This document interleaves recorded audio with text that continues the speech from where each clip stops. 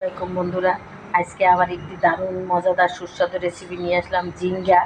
ঝিঙ্গা আলু চিংড়ি মাছ দিয়ে। বন্ধুরা দেখো, দেখতে কত লোভনীয় হয়েছে, খেতেও ঠিক সেই রকমের দুর্দান্ত হবে আমি আশা করি। বন্ধুরা তোমরা এভাবে রান্না করতে খাবে। এখন গরমের দিন, এই নতুন তরকারি বের হয়েছে, সবজিগুলো বের হয়েছে। বন্ধুরা ঝিঙ্গা এবছর আমি প্রথম রান্না করলাম।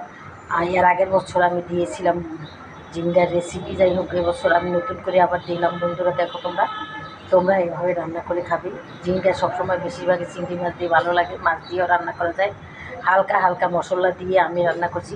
তোমরা যদি দেখতে চাও তাহলে আমার বড় ভিডিওগুলো দেখে নেবে। যাই হোক বন্ধুরা, যদি ভালো লেগে থাকে তাহলে আমাকে একটা লাইক অবশ্যই দেবে, আর আমার চ্যানেলটাকেও সাবস্ক্রাইব করে দেবে এবং শেয়ার করে দেবে। তাহলেই আমি সামনের দিকে এগিয়ে যেতে পারবো। তাহলে আজকের মতো রাখি বন্ধুরা। আসসালামু আলাইকুম, খোদা হাফেজ।